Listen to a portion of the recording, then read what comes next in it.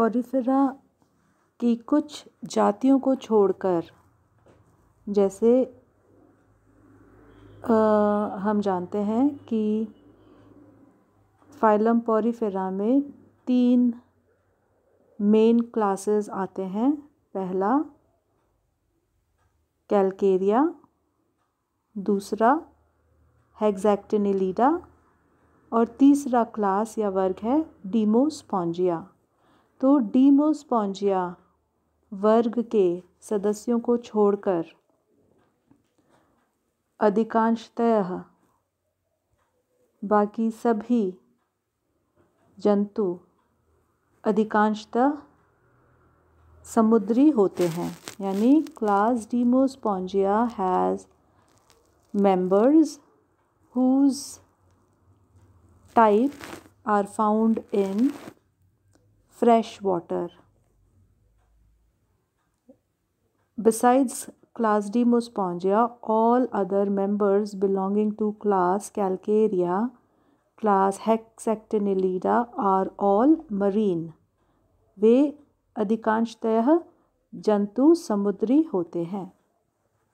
इस संघ के वयस्क जंतुओं में गमन नहीं पाया जाता है। Most of the adults are sessile, SESSILE, that is fixed to substratum. इस तरह के स्थानबद्ध सदस्य स्थानबद्धता, अनियमित आकार आदि के कारण अरस्तु व प्लिनी, एरिस्टोटल एंड प्लिनी जैसे विद्वानों ने इन्हें समुद्री वनस्पति माना था। वर्ष 1765 में एलिस ने स्पंजों में जलधाराओं की खोज की व स्पष्ट किया कि ये वनस्पति नहीं है अपितु जंतु होते हैं। सभी स्पंजों की एक विशिष्टता है कि इनके शरीर पर अनेक छिद्र यानी पोर्स PORES पाए जाते हैं, जिन्हें ऑस्टिया यानी आस्य कहते हैं। स्पंजों को स्पंज सामान्य नाम से पुकारा जाता है क्योंकि इनका शरीर छिद्रित होता है, वह शरीर खोखला होता है या उनमें नलिकाओं का जाल फैला रहता है।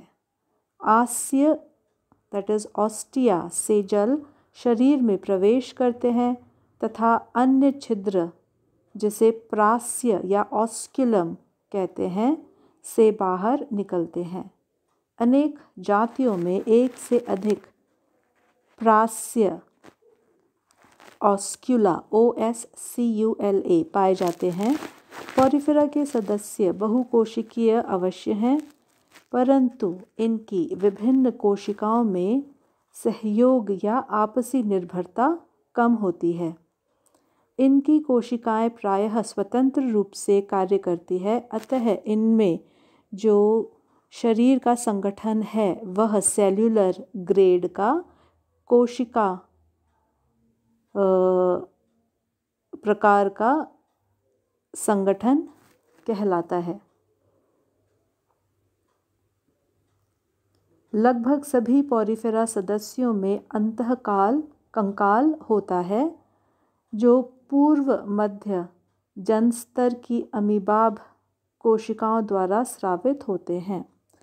Porifera members are divided into various classes depending upon the type of endoskeleton they possess. The basis of classification in Porifera is by the type of endoskeleton they have.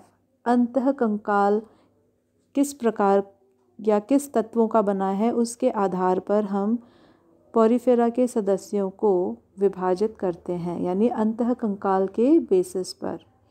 और यह अंतः कंकाल अमीबॉइड कोशिकाओं जो कि मीजोग्लिया या मध्य जनन स्तर में उपस्थित होती हैं के श्रवण या सेक्रीशन से बनते हैं। इनमें अंतःकंकाल कंटिकाओं का या फाइबर्स का या दोनों का बना होता है। कंटिकाएं मीन्स स्पिक्यूल्स व तंतु means fibre, and these endoskeleton are either siliceous यानी सिलिका का होता है, सिलिकाई होता है, और दे आर कार्बोनेशियस या कार्बोनेट का बना होता है। तो इस प्रकार से on the basis of the type of spicules और type of endoskeleton they have, we can classify porifera into three class: calcarea, CALCAREA, hexactinellida, HEXACTINELIDA, demospongia, DEMOSPONGIAE. Some of the taxonomists, they have recently classified the members into a fourth class, and this class is called Sclerospongiae. SCLEROSPONGIAE.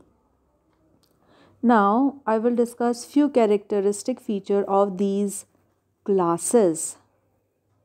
First, class Calcarea. Calcarea वर्ग के सदस्यों में अंतःकंकाल कैल्शियमी मिलता है जो कि कंटिकाओं का बना होता है। The endoskeleton is made up of spicules, which is calcium carbonate. ये कंटिकाएं सरल या 3-4 शाखाओं वाली होती हैं। इसके शरीर से बाहर निकले रहने के कारण ऐसे स्पंज कांटेदार यानी ब्रिसली दिखाई देते हैं। पोरिफेरा के शेष 2 वर्गों में अंतःकंकाल सिलिका का होता है। The spicule is made up of one or more than one processes. That is why these processes can be seen coming out of the animal, and hence they appear to be bristly. कांटेदार यह प्रतीत होते हैं।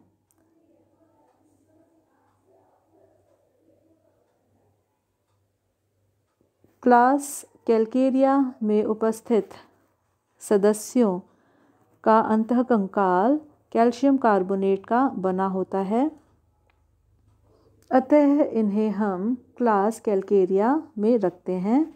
इस वर्ग में 2 गण आते हैं। पहला ऑर्डर हीमोसीला HOMOCOELA और दूसरा ऑर्डर है हेट्रोसीला।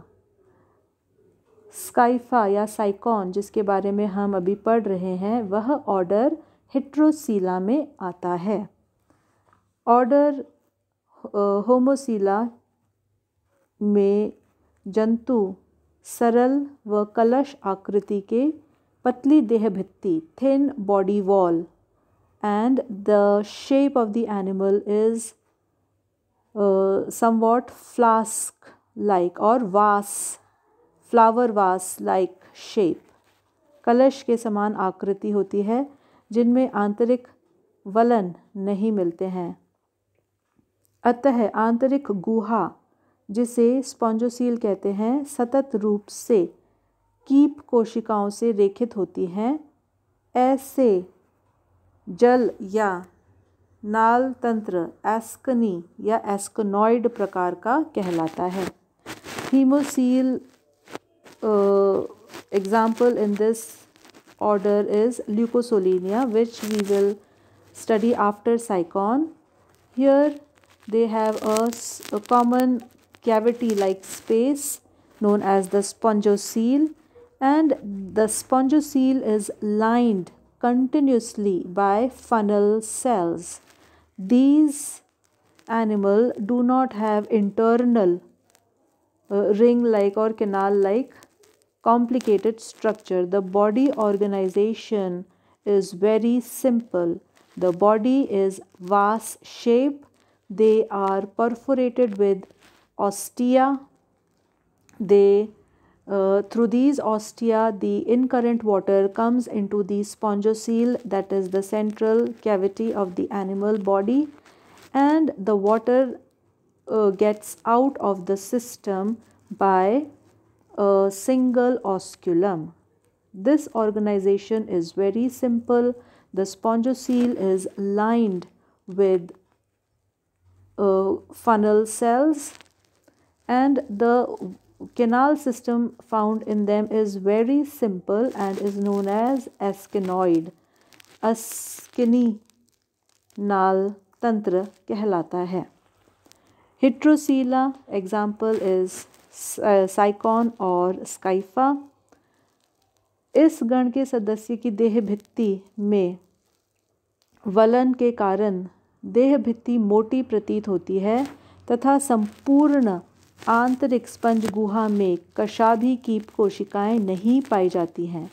कशाभी कोनेट कुछ अरीय नालों या कक्षों में ही पाई जाती हैं. इस प्रकार के स्पंज को साइकनी देह संरचना या नालतंत्र हम कहते हैं. हेट्रोसीला, in this the body wall is thrown into folds. Valan means fold, and the spongocoel is not lined by simple funnel shaped cells. These funnel shaped cells, which have cilia, are called choanocyte, and these choanocytes are found only in the canal system. They are not lining the whole spongocoel or the body cavity. The flagellated choanocytes are present only in the radial canal, and they have a canal system which is known as the cycon or cyconoid canal system. The second class is Hexactinellida. It is divided into two orders. First order Hexasterophora, Hexasterophora, and second order is called Amphidiscophora. हेक्सैक्टिनेलिडा में दो गण आते हैं, हेक्सास्टीरोफोरा और एम्फीडिस्कोफोरा. इस वर्ग के सदस्यों को ग्लास स्पंज भी कहा जाता है क्योंकि इनके अंतःकंकाल सिलिका में पाए जाने वाले सिलिका कंटिकाएं सिलिका की बनी होती हैं, सिलीशियस होती हैं, और अंतःकंकाल षट अरीय यानी हेक्सैक्टिन HEXACTINE